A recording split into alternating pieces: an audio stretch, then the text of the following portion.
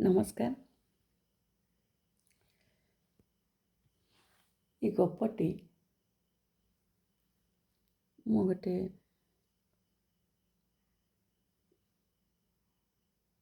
ଅଙ୍ଗିନିଭା କାହାଣୀରୁ କହୁଛି। ଆଜି ଯାହା ମୁଁ ଦେଖିଲି ସେଥିରୁ କହୁଛି। ଗପ ନୁହେଁ ଇଏ, ମା ସିଏ।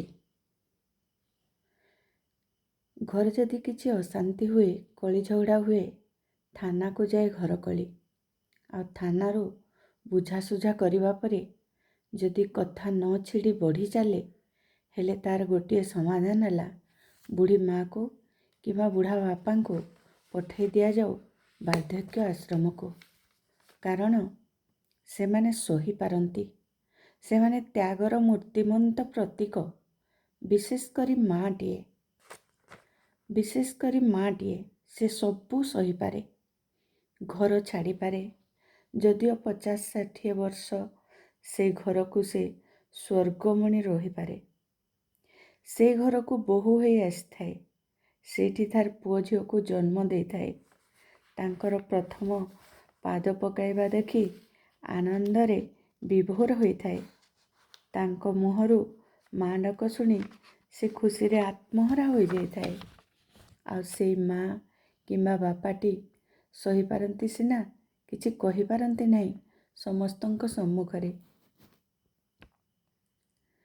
ସେମାନେ କହିପାରନ୍ତି ନାହିଁ, ମୁଁ ଘରେ ରହିବି, ମୋ ପୁଅ ବୋହୂଙ୍କୁ ଆଶ୍ରମକୁ ପଠାଇ ଦିଅନ୍ତୁ। ହେଲେ ମା ସିଏ, ସେ କହିପାରେ ନାହିଁ। ସେ ଚାହେଁ ନା ତା ସନ୍ତାନ ବାସହରା ହେଉ। ଯେଉଁ ବାସଟି ସେ ତିଆରି କରିଥିଲା ତାରି ସନ୍ତାନ ପାଇଁ। ପକ୍ଷୀଟିଏ ନୀଡ଼ଟିଏ ତିଆରି କରେ ତା ଶାବକ ପାଇଁ। ଉଡ଼ି ଶିଖାଏ, ଖାଇ ଶିଖାଏ। ଆଉ ସେଇ ଛୋଟ ଶାବକଟି ଯେତେବେଳେ ଭଲ ଭାବରେ ଉଡ଼ି ଶିଖିଯାଏ, ସେ ଉଡ଼ିଯାଏ ଖାଦ୍ୟ ଅନ୍ୱେଷଣରେ, ନିଜ ସନ୍ତାନ ପାଇଁ ନୂଆ ନୀଡ଼ ତିଆରି କରିବା ଚେଷ୍ଟାରେ। କିନ୍ତୁ ଆମେ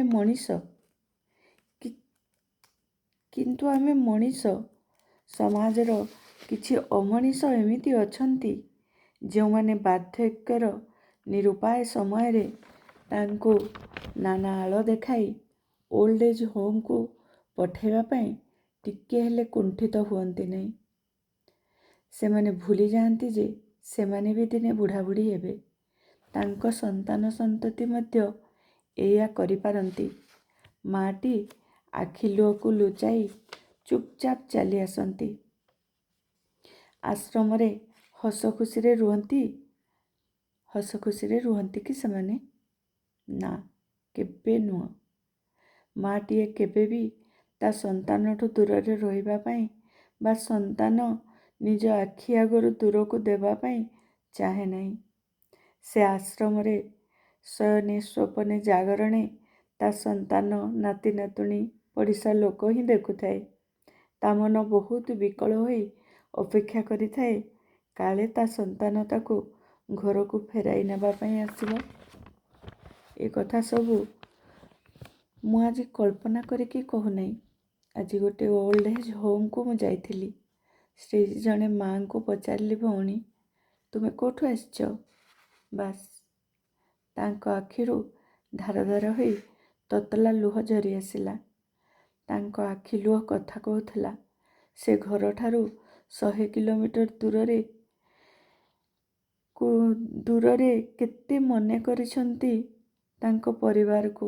ମୁଁ ପଚାରିବାରୁ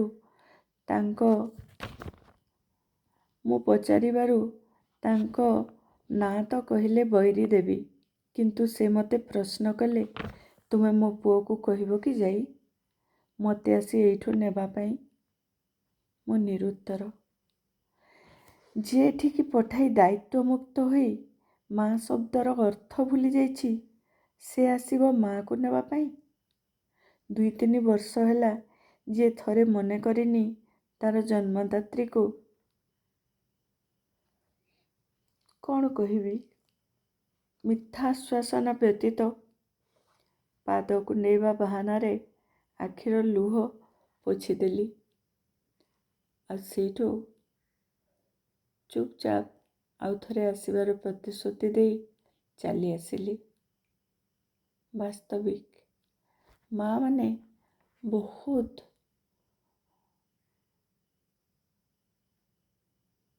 ମା ମାନେ ବହୁତ ସହିପାରନ୍ତି କିନ୍ତୁ କିଛି କହିପାରନ୍ତି ନାହିଁ। ଏ କଥାଟା ମୁଁ ଆଜି ମର୍ମେ ଅନୁଭବ କଲି। ଆପଣମାନଙ୍କୁ ଯଦି ତାଙ୍କ କାହାଣୀଟି ଭଲ ଲାଗିଥାଏ ହେଲେ ଲାଇକ୍ ନିଶ୍ଚୟ କରିବେ। ରହୁଛି, ନମସ୍କାର।